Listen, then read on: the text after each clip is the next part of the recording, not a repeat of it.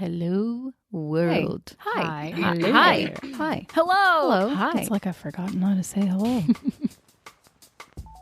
Hi, everyone, and welcome to this week's episode of Life with Kaka. I'm your host and fellow producer, as always, Carolina Groppa. If this is your first time listening to the show, welcome.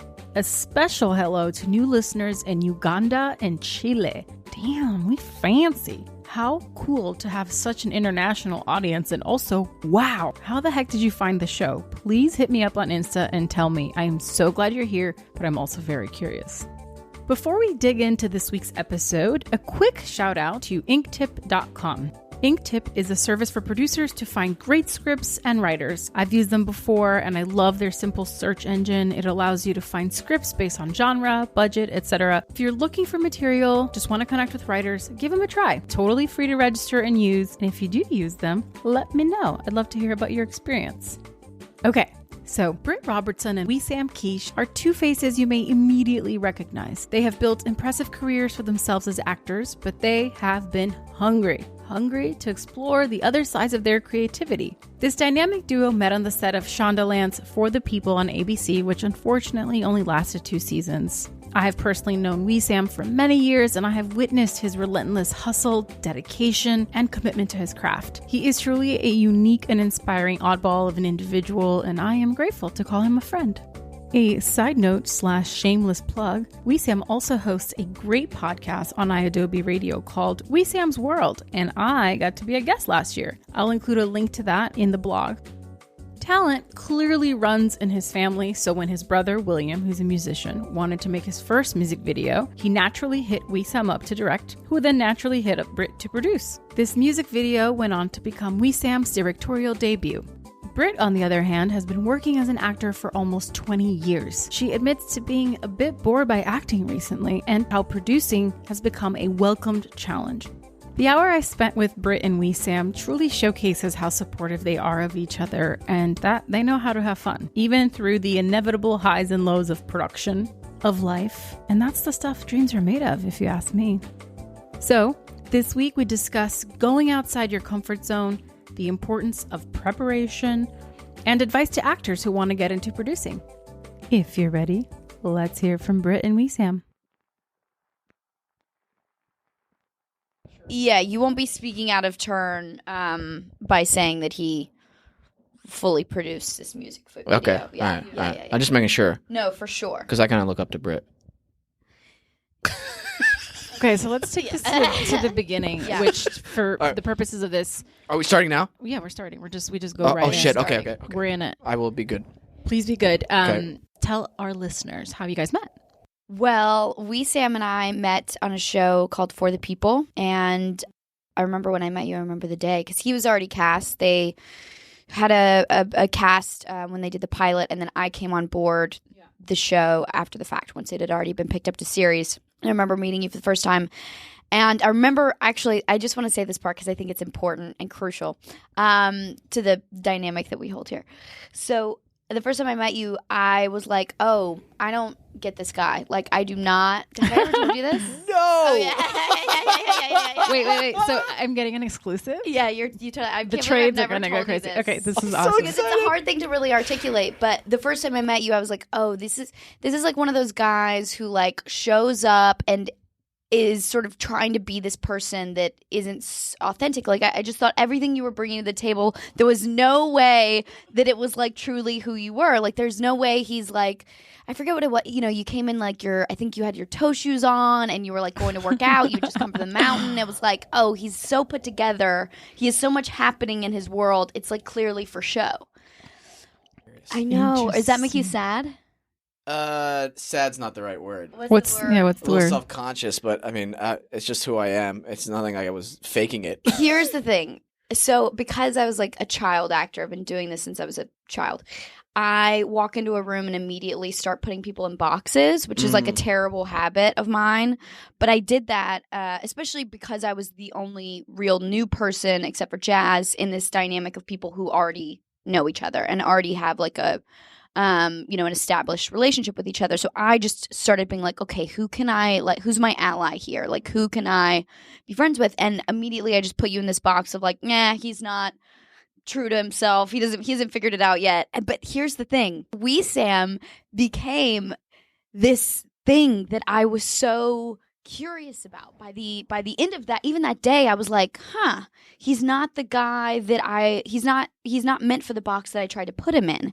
And he truly is. Then, over time I realized like, oh no, he's just like a super passionate, really motivated guy who's like going to take charge of his life in whatever way he can. And there's all these and that's why I became so fascinated by you and like legitimately obsessed at a certain point that I was like, do you mind if I write a short for you to start? Like it became next level. Wow. But yeah, so long story short, we first met on the show. I didn't quite know that we would come so far and still be friends now, even that the show's over. But you're the coolest, and I still don't even understand you entirely. But maybe I don't think anyone does, but that's part of the WeSam charm. Right? Right? I love that. I love that mystery. So much mystery still to this day. How does that make you feel, hearing all of this? It makes me honestly happy because I like Britt a lot, and she's. It'd be really awkward if you didn't, like, I know. recording this. Yeah. No, I really enjoyed Britt. When I first met you, I don't know the exact moments, but I remember saying throwing a joke out there, and my jokes are very specific type of humor, and she laughed or something, and I was like, oh, cool, she gets me. And Jasmine, the same thing. I was like, oh, cool, they understand my humor. I'm not going to feel weird saying weird things every now and then. But, I feel great because I know Britt was super talented, was watching her act, and I was really impressed with the amount of preparation she was trying to put into the role. I was like, oh, thank God, like these are all real actors on set and everything like that. Is that usually not the case? Not on every project, no. Especially with an ensemble, you get a real mixed bag. Yeah. Even with that show in particular, everyone had their own process. So whether that be like for the good or the bad or the ugly, like everyone sort of they would show up Susanna, who was on the show, had like the most sort of lengthy process, I would imagine, of everyone, and she would go into like details of human beings that were like, in the background of a scene once upon a time. Like she was very detailed. But then there would be some people like Reggae had an accent, so he had all this other type of preparation that would happen, and everyone just had like their different sort of. And for me, this was like the most difficult show I had ever done. In terms of the dialogue and just I didn't go to college, so like trying to show up and be a lawyer every day was acting challenge. Yeah. I mean, just figuring out what I was saying alone was like, anyone? So I think it's just it's different to know, or it's sometimes hard to understand what everyone's process is. But I appreciate they thought I was good at the acting. Oh yeah. I think you're really good too, dude. Yeah, and then our friendship blossomed. She was saying stuff like, we should like work out together. And whenever somebody says that to me, I don't have like normal workouts because I'm a psycho, right? And I can't tell the listeners what you do, please. I like to run before the sun comes up in the morning, about an hour, up one of the Griffith Park trails, so I can run up in the dark and see the sunrise, do my meditation and prayers. And it's very difficult. It's a little scary, and I like that. I like intense workouts to push me physically and mentally, and I feel better afterwards. It gives me a little edge and kills my anxiety that I have. What's that? Anxiety? We're going to get to that. I'm very excited. Excellent. Yeah. And then when Britt was like, yeah, we should work out, I'm like, all right, we could do a cardio workout. Was it the 100 floors? Was that the first time? Or we did 100 flights. Yeah, 100 flights on the of stairs. Stairmaster. Yeah. As fast as you can. That's like the goal. And I wasn't really working out at that time, by the way. And I was just like, so you just went into the deep end. I was trying to like get back into it, and I was like, okay, I just need a WOB, like a workout buddy.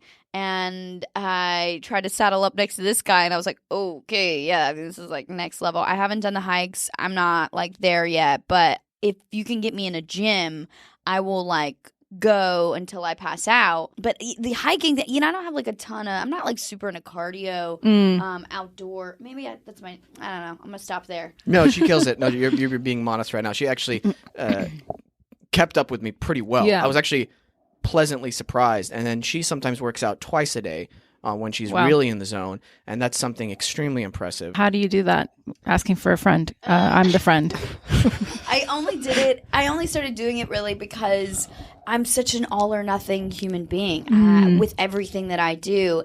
And I was kind of terrified that if I stopped, I wouldn't start back. And so then I just started being like, okay, I want to do yoga once a week. I want to do a Pilates class once a week. I wanted to do yoga or hiking once a week. I want to do all these things like once a week. I wanted to box.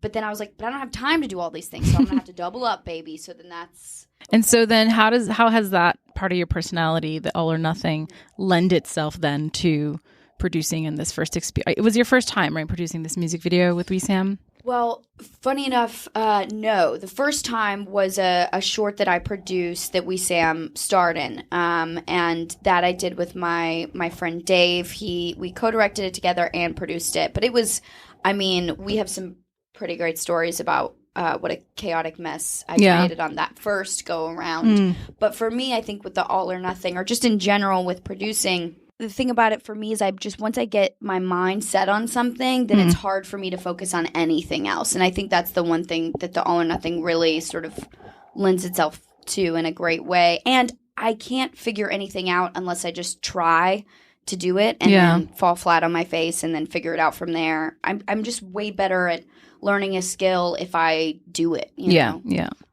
And mess up a lot. Like I'm really good at messing up. And I think producing lends itself to that, and it attracts people who I think are cut from that cloth, where you're just going to be thrown into the fire and you're going to figure shit out and you're going to get it done, you know, and you're going to learn from every project. I think some of the best producers I've met actually were actors first, were artists first, and they sort of understand the microcosm of the creative and then learn all the other hard skills and find a way to like do that to the best of their ability, and you get a little bit better every single time. Yeah, I think in particular on this project, and even Little Fig, the first one that I did, finding people that I want to work with all day, every day, you know, and collaborate with, and people who elevate sort of my skill level and want me to be you know, they like, I want to show up for him and I want to do a great job for him because I believe in the thing that he's doing and vice versa.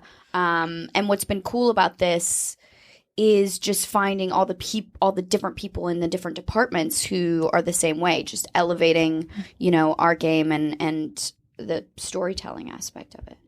Yeah. 100%. So then you decided to direct this music video for your brother. Right. And you reach out to Britt and you say, be my producer. Let's produce together. Kind of. We were actually just sitting down talking. And I remember that specifically. We were wanting something to do. Because Britt shares that kind of antsiness that we get whenever we're not working so much. I got to be always doing something. Lo and behold, as soon as we decide to do this project, I get really busy. I start working on Good Girls. And then I'm oh, okay. But, I asked Britt, you know, can you help me produce this? And what's awesome about Britt is she is this awesome counterpart to me where she does the stuff that I am not skilled at currently and I do not want to do in terms of producing. The paperwork side, the finding out the rules with SAG, the what else are we going through? I mean, a lot of it, and that's the stuff that scheduling. I love. I love building a call sheet. I love building a budget. I love doing a scheduling. I love finding out rules. I love dealing with caps. I love dealing with unions. I love assembling a crew. I love all of that stuff. Yeah. And what Wesam's really great at is all of the sort of creative stuff. And he was, you know, because here's the thing, it's sort of, especially when you're producing something like this that's small and nobody's getting paid and you're just like making something, you kind of have to start like, you know, divvying up roles, you know, and like, okay, so you're going to talk with Ryan, the DP, and then you guys are going to figure out what equipment you're going to want, and then I will make sure that you get the equipment, or we'll find the people who do have it, or we'll find out what kind of things you need, whether it be, you know, at one point we were thinking about like drones, or do you want a green screen for this? It's like all of that stuff. Yeah. It was a big collaboration. Absolutely. Describing the work relationship between Britt and I, the best way I can do it or explain it is this. She offers me and shows me the parameters, the borders, the limits of what we can do, and I thrive on that structure and working within those parameters. And that's where I find my creativity blossoms, actually, whenever we actually have some constricting sections. Yes. And it's funny because if it was more open-ended, I feel like I wouldn't be as creative. And that's why I think for any producers out there listening, if you're on a tight budget, that's awesome. Work within those constraints. Yeah. You're up against the ropes. Let's see what you got now. The underdog. I like that kind of mentality. That's where I feel the most creative side comes out of me. And we just mesh well, and we communicate very well, I feel like. Yes. One of my favorite moments that we had on the shoot was because I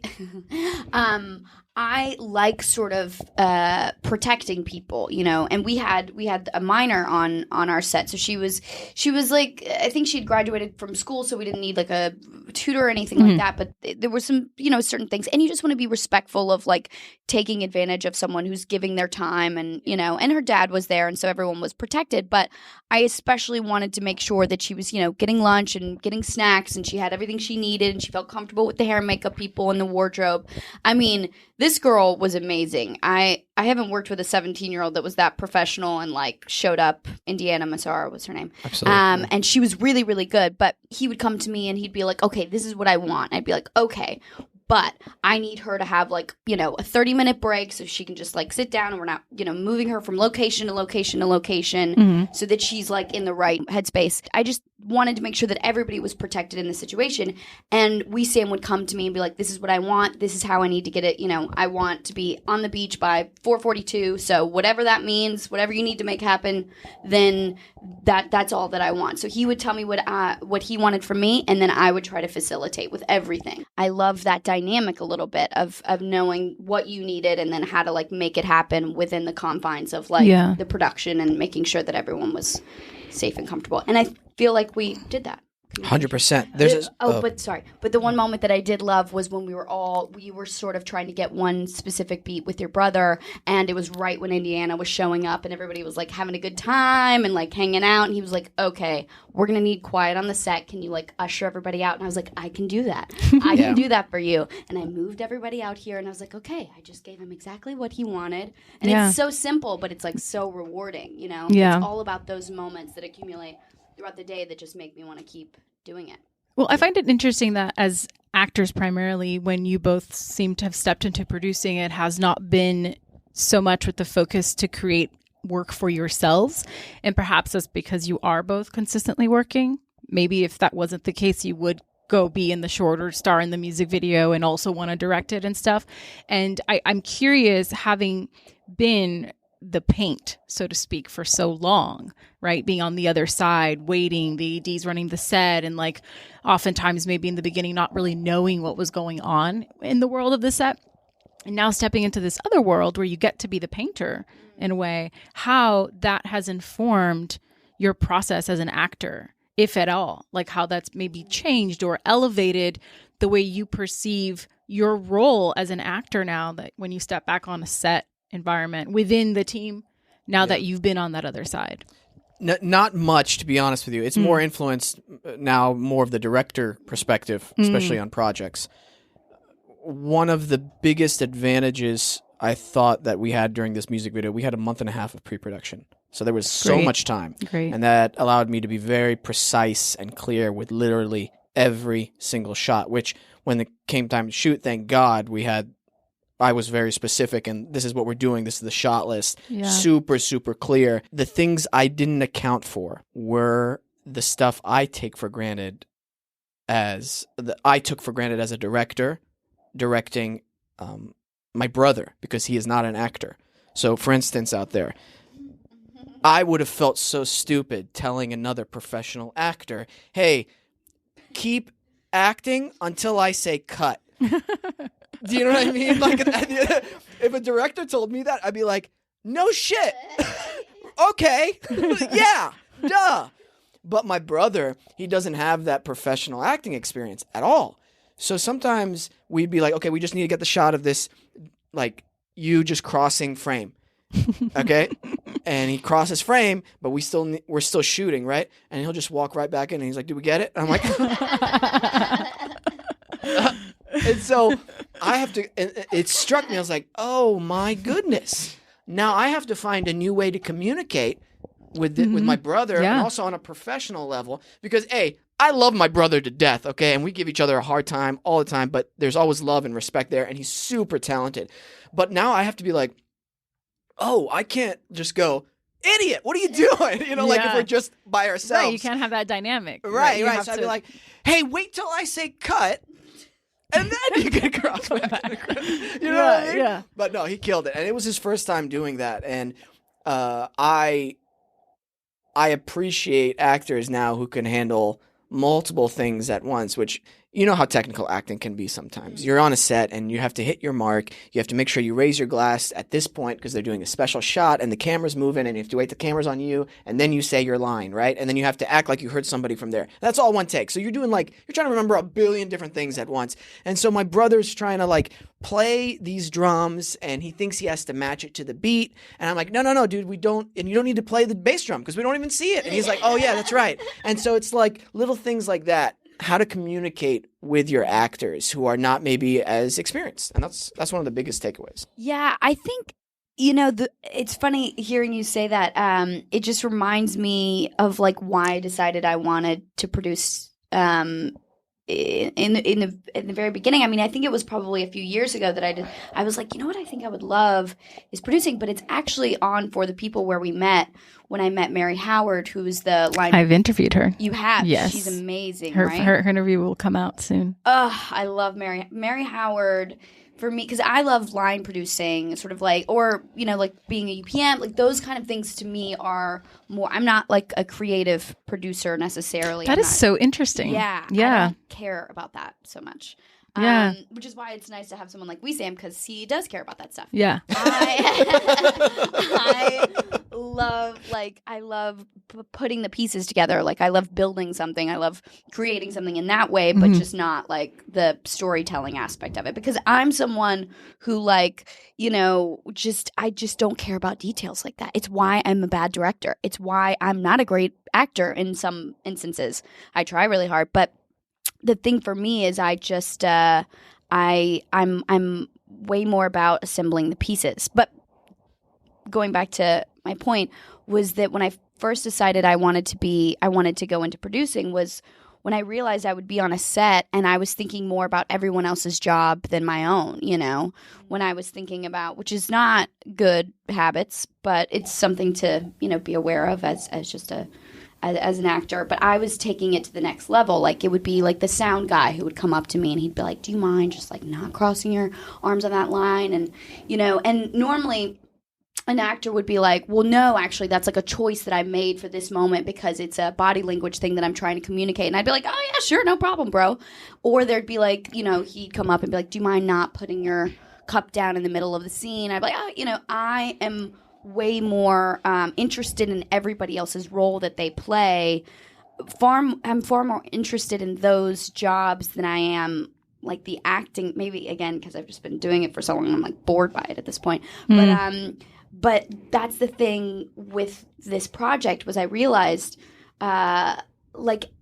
it's easy for me to do this job now because it just comes naturally to me. I am taking in consideration the costume designer and the hair and makeup and I'm thinking about, the sound, or in this case, there wasn't really a sound issue that we had to think about, but we're thinking about set design and all of these other aspects of the storytelling process. I'm far more concerned with those things, and it really it's nice in this instance because I get to use that as a tool, and it's yeah.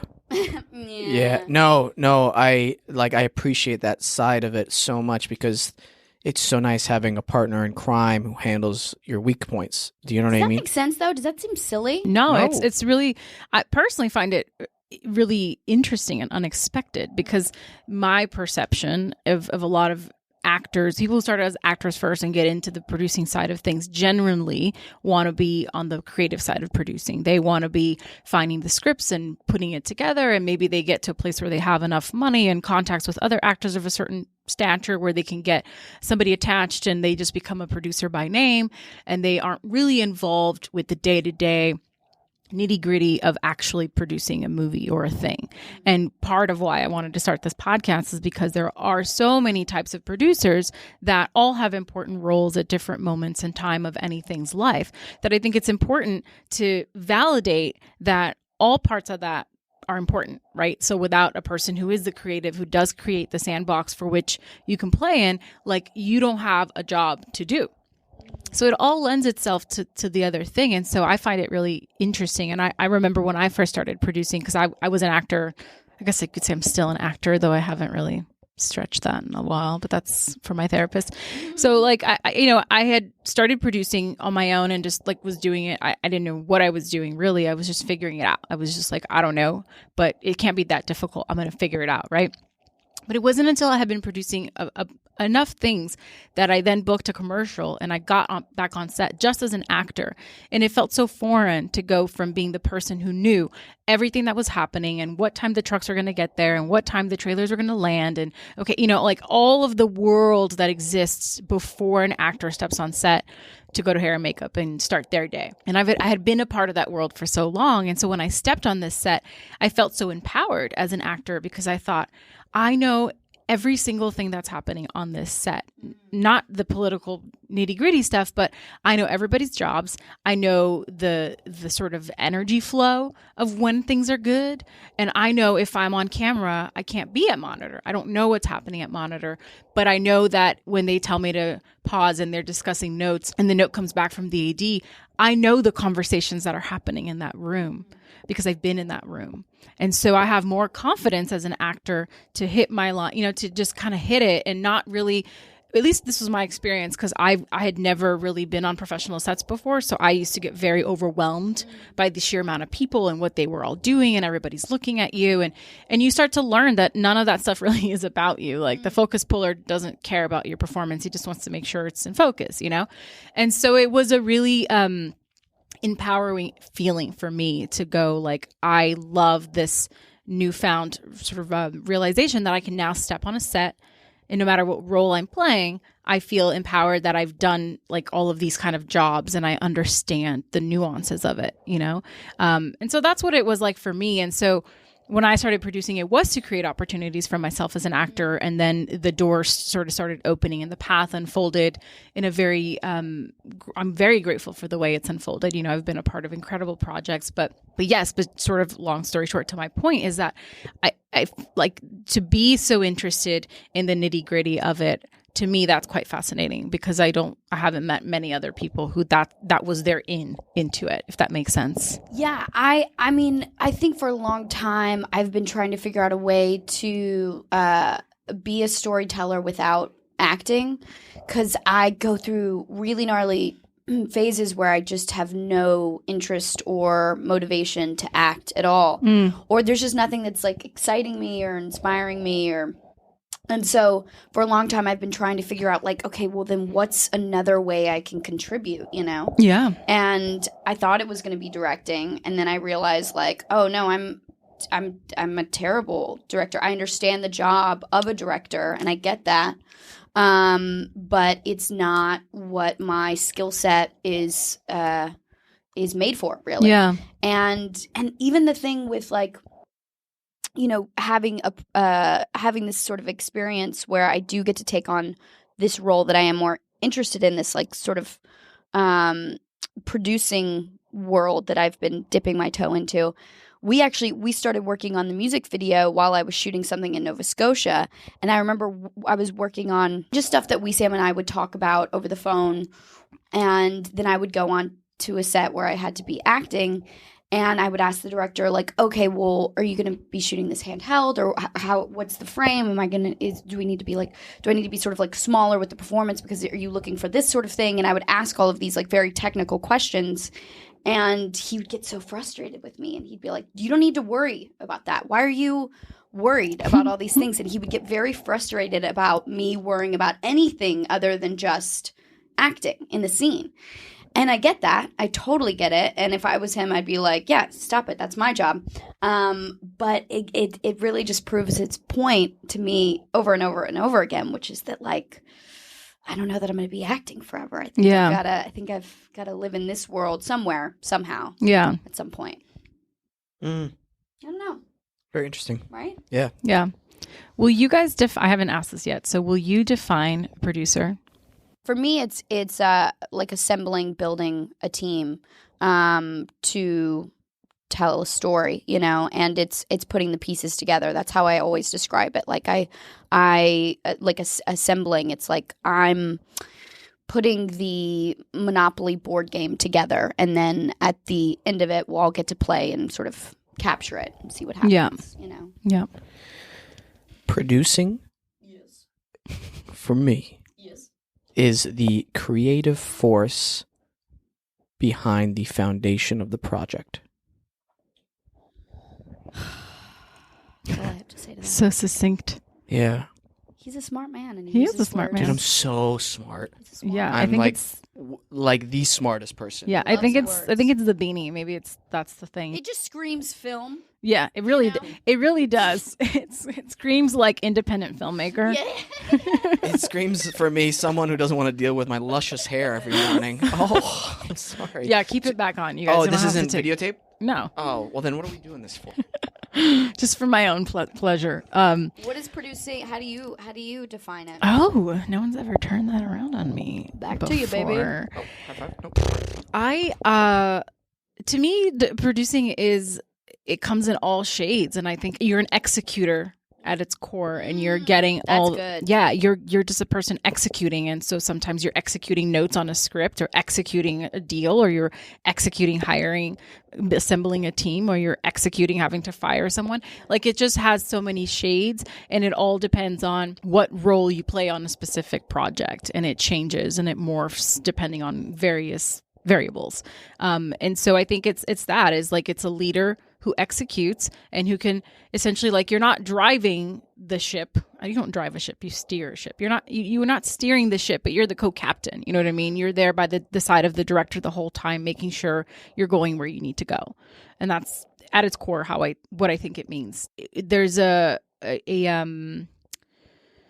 responsibility we have as producers to create an experience for our collaborators, because I call my crew collaborators. I don't think anyone's job is less important than. I don't think, like, even the PA who's a runner, like, everything is connected in some way. Being a person who can lead the troops, but also do it from a place of integrity and kindness, and still keeping people on time, on track, on budget. Like, I think that's the ultimate goal. And so for me, when someone steps on one of my sets and they say, well, there's such a good vibe here. Like, everything's just happening. It's all getting done. We're not saving lives. There is a sense of urgency, but there's also a sense of reality to what we're doing. And everybody just has a great attitude about it all. And I think that's like what you were saying, the hand selecting of the right people to put together in a room to play the game. Otherwise, if you have the wrong people playing Monopoly, it sucks. Yeah, nobody wants to watch that game. Nobody It's a wants to long watch that game, It's a right? long game. So it's finding Big the right commitment. partners, and that just takes time. Producing is just scene work. It's no different than acting. The only difference is you're playing yourself. But I have a goal. I need to get something from you, and I'm going to try this tactic. Oh, this doesn't work. Okay, I'm going to try this tactic. And the communication tool I use to communicate with Britt is going to have to be different with how I communicate with you. I may have to be more stern with you to get what I want from you, to collaborate with you, because that's what you require. So it's like reading people and understanding that is your greatest, I think, asset as a producer. Because like I said, the hard skills, all of that stuff can be learned, and it's always changing, like union rules and all of that sort of nitty gritty stuff is just, to me, the smallest part of the whole. And I think Mary Howard being a great example, I have never worked with her, but just having interviewed her and me doing this as long as I have, I know the kind of producer she is. And I can see that just from the way she talks about her work. She's so good. Right? So good. Exactly. But you can tell that based on all of these things about just her who she is as a human, Yeah. navigating this planet. Oh, yeah. And that's just a judgment of character. And you just, I think, as actors who are trained to study people, you just pick up on this stuff, and it makes you better at assembling hundreds of people who are all, in different wavelengths and all of that stuff. Yeah. So that's how I define it. That's really good. I like Thanks. that a lot. one of the first shows I did, I was 18. I did this show called Life Unexpected, and the lady who played my mom, her name was Sherry Appleby, and she later went on to produce as well and direct. And I lived with her for the first season of the show, and I remember she taught me this thing because I really looked up to her. She was, I think, like 30, 31 at the time that we were shooting, and I really looked up to her because she had been doing it for a long time and was, seemed really comfortable on a set, but very assertive, always very assertive, never rude, always respectful, but was really good at communicating everything. And I remember she came up to me one day and she was like, she had just, put out some fire or something. And she came up to me and we were watching sort of the madness unfold in front of us. And she goes, "Do you know what that is?" And I said, "What?" And she goes, "That's called crime fighting." And I was like, "What's called crime fighting?" She was like, "I just put out that fire. That's crime fighting. And you're going to be my little mini crime fighter." And I was like, okay. And I've taken that on to every show that I've been on ever since then because I love this idea that, like, sometimes, and it's true, I've watched it happen everywhere I go. Like, this happened to me recently on a movie where I had a 3.5-hour prosthetic that they put on me, and they had to, like, usher me, and I was blind, couldn't hear anything. They had to, like, put me into this little space. And I remember that in this scene, I was supposed to have, like, a bruise on my lip. And I just had remembered that nobody put this bruise on my lip. And we were about to shoot. They're like, "Roll sound." And I just said out loud, couldn't see anything, whatever. Did Elizabeth get to step in to put the bruise on my lip to match the other scene? And I couldn't see anything. Again, here, nothing. But I could feel, like, the madness around me just then. And then I just start feeling somebody, like, putting stuff on my lip. And then all of a sudden, like, they were like, "Okay, let's go." And I was like, that's crime fighting. Like, that is how something needs to be done and you, like, make it happen. And that's, like, those moments to me are the most fun because it is, like, the core of collaboration. It's not like I'm crossing like union sort of rules or boundaries. It's just like talking things out and making things happen. And sometimes that is the gig of a producer. Like, you're just side by side with, whoever you're trying to make this for and whoever's dream you're trying to, like, make come to life. And you're just putting out fires. And you're, like, the little crime fighter that could. I don't know why I told that story, but it's a great story. The idea of crime fighting. It's a great story. Do you guys think that are there misconceptions that others have, you think, of producers, or maybe that you had before you stepped into this side of things? Like misconceptions? Misconceptions of what exactly? Of producing? Of producers, of what your role would be, maybe. I think sometimes there can be a stereotype of what a producer is. Oh, really?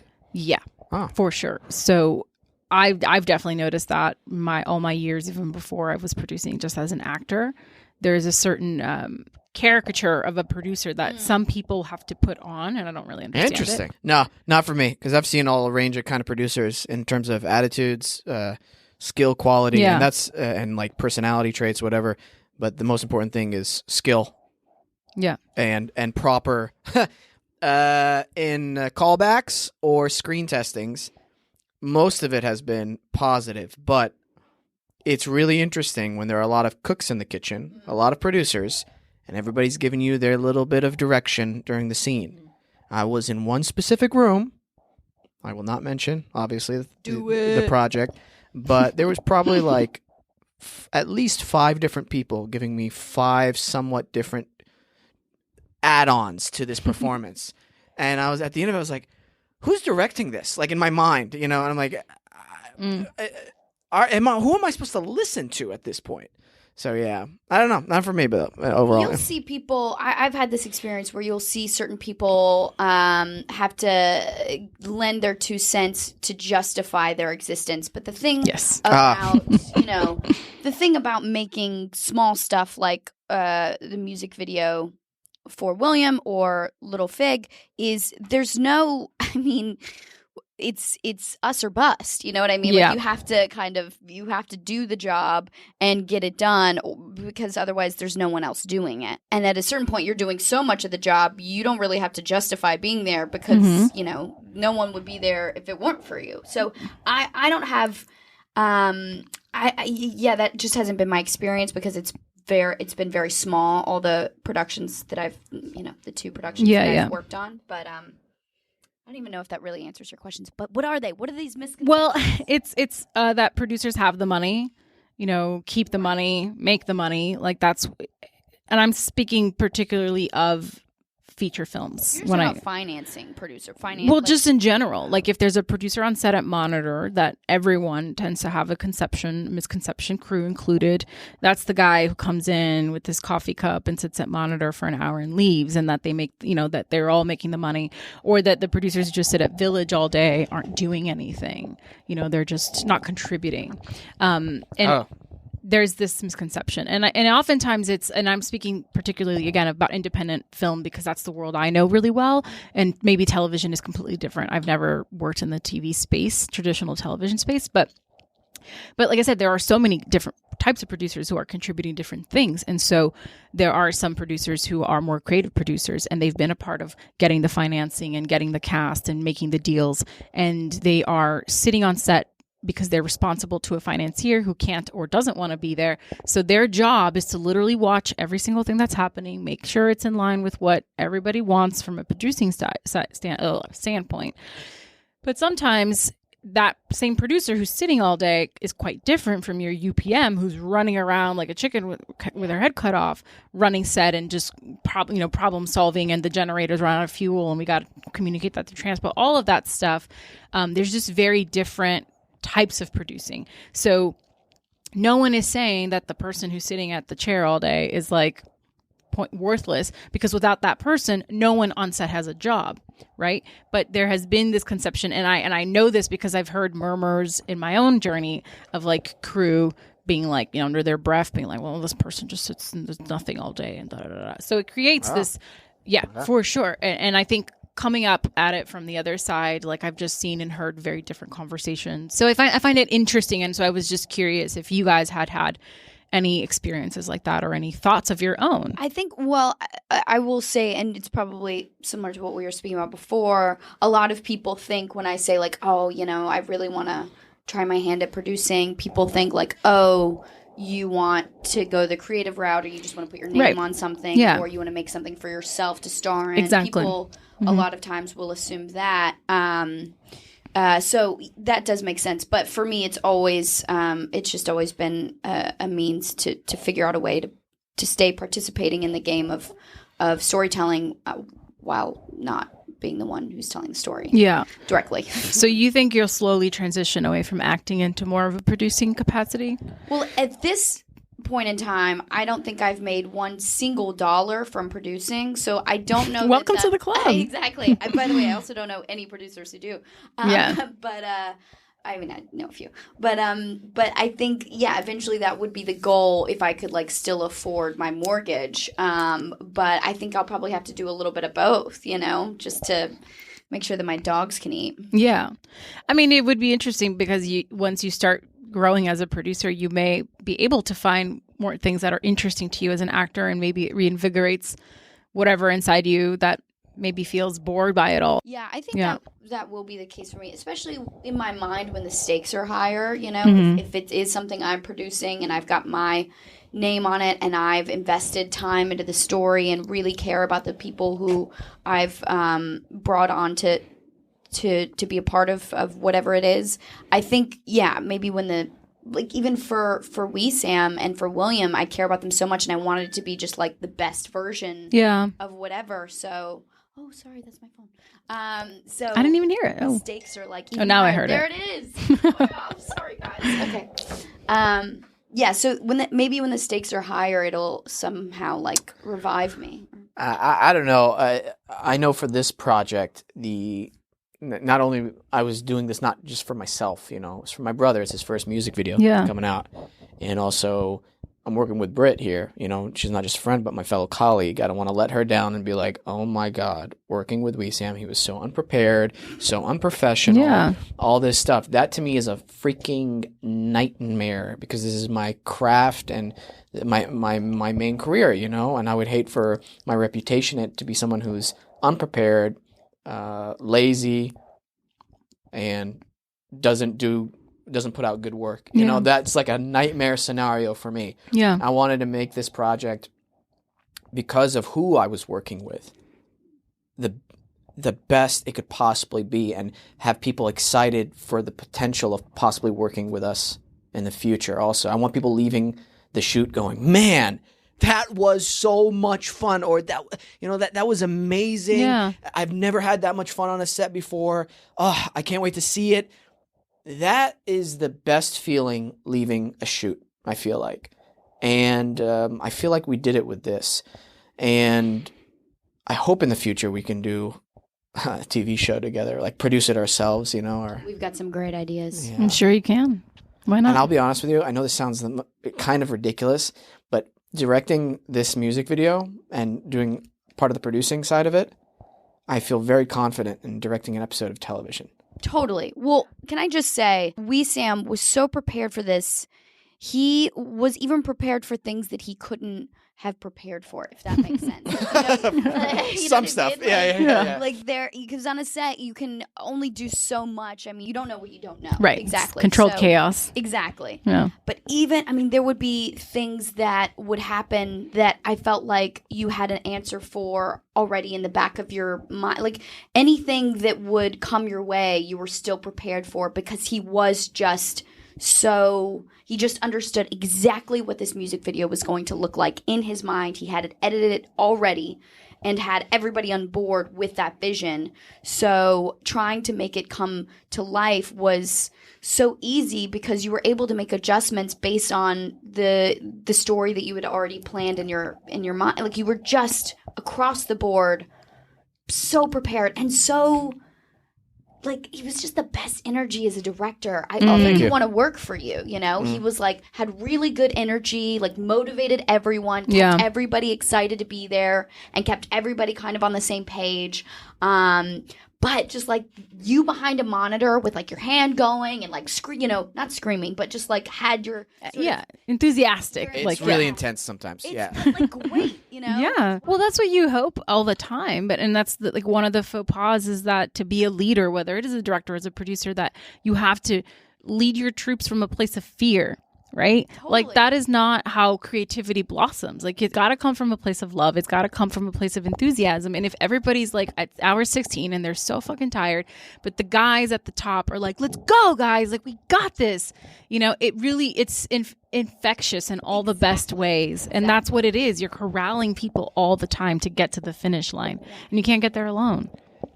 There's a cool story I would like to tell. And I don't think I've ever told this story before. Oh, no. It's a good one. So that kind of energy, at the monitor of kind of I don't want to say manipulating because it implies a bad thing, but controlling or guiding the performers. Directing, perhaps, would be a word. Maybe. Do you know what I mean? But it's a fine line. I feel like directing is, because again, it depends on the situation. Sometimes you really have to be in control if it's really technical or whatever. But sometimes you've got to play this controlled chaos kind of thing and let the performer do his organic or her organic thing without, pushing too much. So one of the first times I enjoyed actually coaching or teaching, I realized, was during Taekwondo. William was in we were doing a tournament in Oklahoma, and this just popped into my head. I just totally forgot about this until now. He was sparring with this dude who was way bigger than him, and this is before William had his growth spurt. He's 6'1" or 6'2", William, and I knew William was good, but he was very nervous fighting this guy, and there was only 2 rounds for this, and after the first round, he was getting pushed around a little bit. The guy was using his weight, and I remember just telling him something to the effect of you are a lion, you know what I mean, and getting him so pumped up, and because I saw that in him, but he didn't see it, right, and getting him really worked up, almost I was fighting in there, right, and then when the fight started, kind of telling him screaming at the sidelines, really. I know what this is. And then him just opening up on this dude, two different fighters from round 1 to round 2. And that got me so pumped up and happy and proud of him, And so that's where I love, bringing out the best in people and their performance. And that's why I cannot be not intense at a monitor. Otherwise, we want that out of you. Yes. It's why I asked you to be my workout buddy, my wob, because when when I'm on like flight 99 and I got to make it to 100, he's telling me stories about some ancient monk in a tree, and I'm like, yes, whatever it takes, and that's like motivating. Yeah. It's infectious. It's infectious, but it's about where that comes from, right? The source of that. And that is from a place of love and support and all of these really amazing qualities. So the intensity is coming from that, as opposed to someone who is insecure, who it becomes the sort of archetype of your demon director who is just a nightmare to be around. And I want to eradicate this idea of this lone genius and this like tortured artist, and that we have to be terrible to each other to create art. Oh, man. So don't need it. Sorry, real quick. I worked on a project. I was doing it was a favor for a group of friends. They were doing their project, and director was a little bit amateur. It was fine. I was working with him, and then the DP decides to give me a direction as well. And I remember going, I'm sorry, who are you? And they're like, oh, I'm the DP. I'm like, oh, okay, cool. I just didn't know who you were, and this is so awkward, and because and doing it in a way where everybody's like, I stepped, because you can't do that. You know what I mean? Especially during an amateur project, because if nobody tells them, they don't know. Yeah, they won't know. And it's almost like it's accidentally nurtured, because no one said that to them, and then 10 years pass, and now this thing has like grown into this behavior that it's like somebody should have nipped it in the bud. Might come off like an a-hole in the beginning, but like we all need a strong we all need a strong hand guiding us, right, to how things should be, and that it doesn't have to be that way. Right. And I think it takes that courage and knowing like your place to be like, wait, sorry, what? Yeah, exactly. Just so I understand. Your gig, bro, not your gig. Yep. But I want to switch gears for a second. We are getting close to wrapping up, and one of the things I like to talk about on this show. So the title of the show is Life with Kaka, which is life with me, but it really speaks to the messy parts of life, right? The messy parts of our journeys. And I'm personally obsessed with this idea because of my own struggles with my own anxiety and my own cycles of like spiraling when I'm not working usually. And so I always like to talk to other creatives about, just moments when you've had lulls in your career. What was it about that period of your life that kept you going? What were some of the things that allowed you to push through those challenges to get you here? That is the question. Yeah, I think I've had a lot of those. A lot of it's to just because as I'm growing as a person in this industry, I'm growing as an actor. I'm my perspective's changed on so many things, and so I feel like I have, what did I used to call them? Lull version of lull. I'd be like, oh, I'm going through I don't know, but yes, a lull of sorts. And I feel like it's what the producing sort of was born out of, actually. But a lot of what brings me out of it is just this idea of expectation that I put on myself. Because I've been given so many great opportunities in my career, in my life in general, I feel like I should be, the best at this, or achieving that, or, this should have turned out like that. If I was a good actor, then this would have been, I have all of these expectations that I put on myself. And usually what gets me out of that sort of like funky time where I feel like I'm not doing the sort of work that I want to be putting out, or not being fulfilled, is just kind of realizing that I don't need to take it so seriously all the time. Like that our jobs, although I do love and I'm very passionate about what I do, and I do take it very seriously, almost to a fault.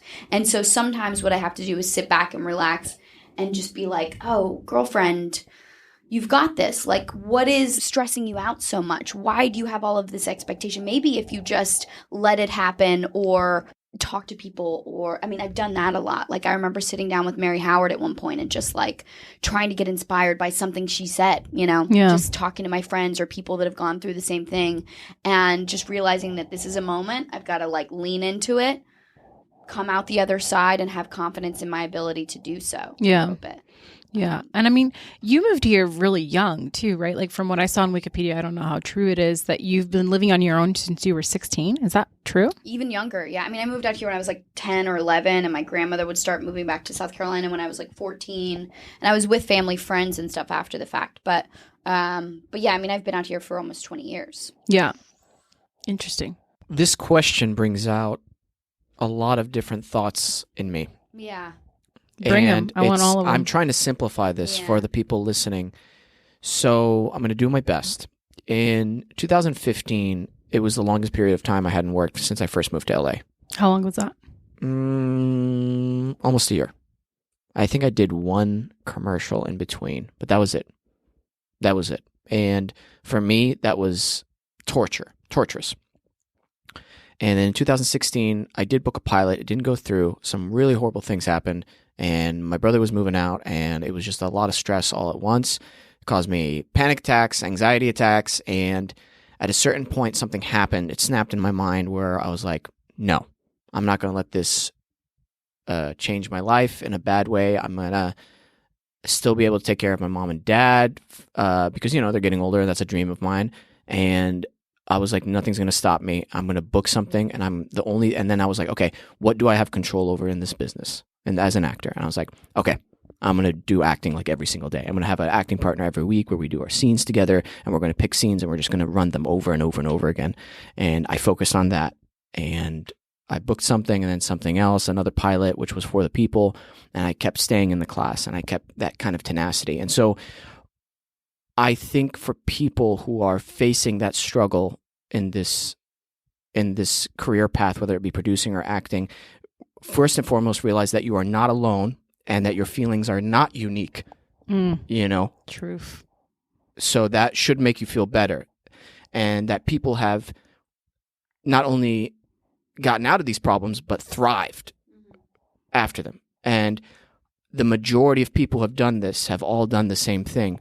They've taken control of the things they can control, and that is their ability, their technique, and focusing on that and doing it every single day and finding something you have to do and are accountable for every single day and working hard every single day, because guess what?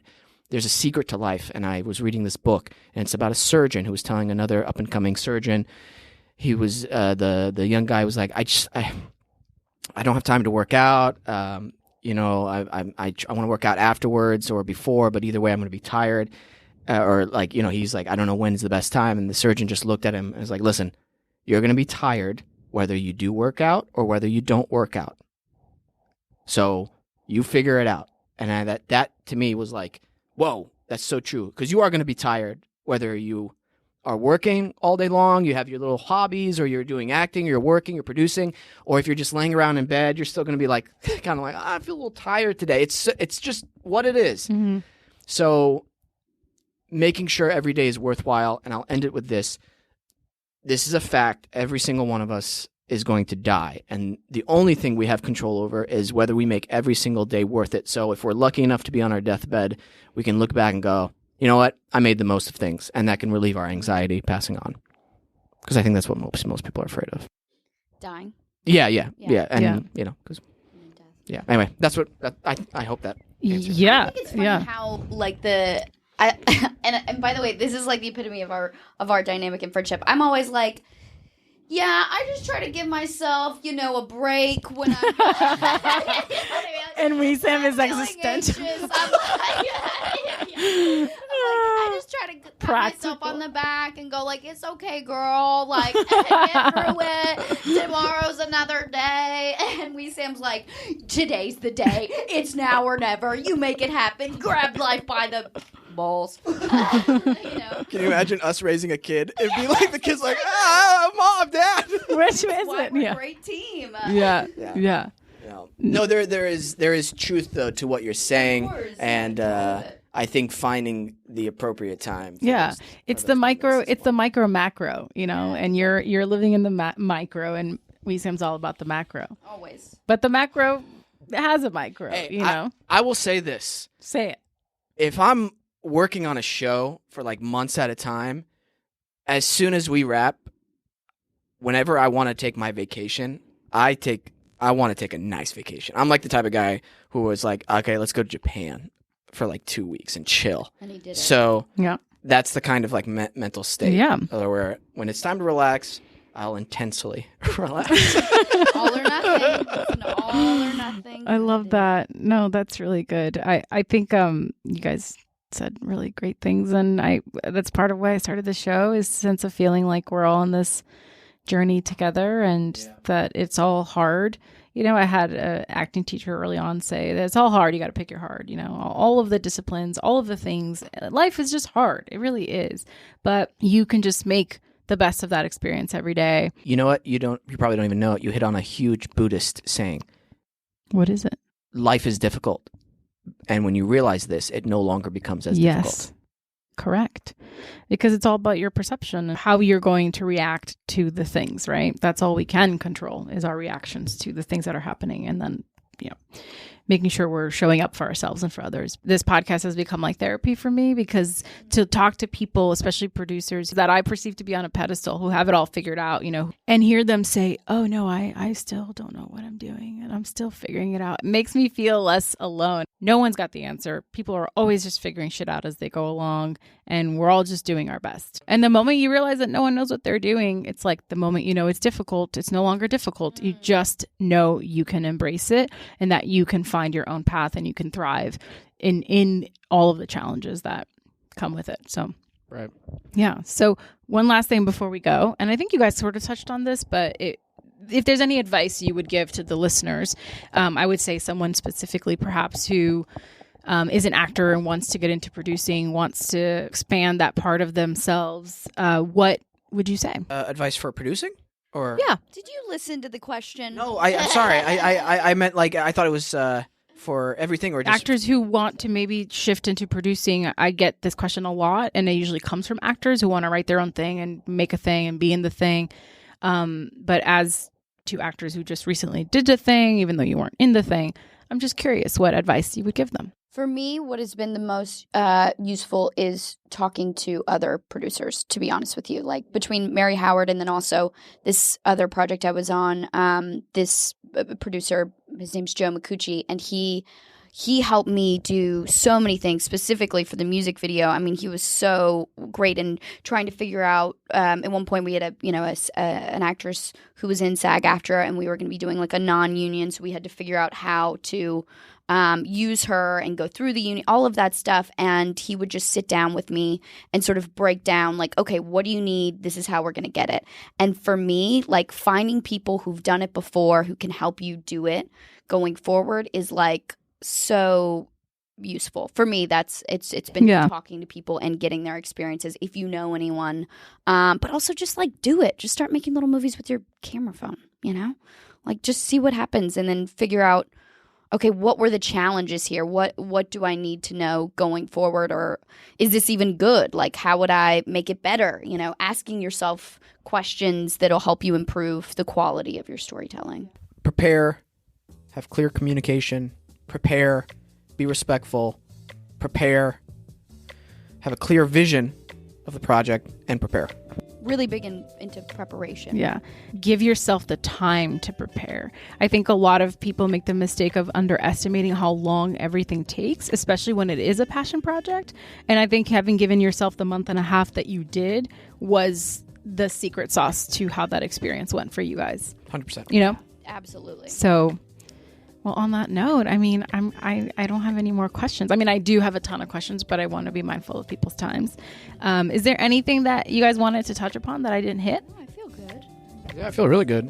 Yeah. Message us, I guess, if you have questions on our social about producing. Oh, sure. Yeah. Right. Or me. Reach out to us directly on Instagram, Britt L. Robertson. Yeah. Wesam Keesh. Yeah. And check out my radio show /podcast, Wesam's World, every Thursday. Thank you, guys. Thank you. Thank you. This was fun. Oh my God, this was amazing. Thank you for your time. And that's this week's episode. Thank you so much for tuning in week after week and doing this life thing with me. I see you. I recognize you. The hustle is real. Keep it up. And if you like the show, please spread the word. Tell a friend. Tag a friend. Follow me on social media. I'm at Carolina Groppa. The show's at Life with Kaka. Would love to hear what you think. Thanks again for doing this life thing with me. And I'll see you next week. Beijos.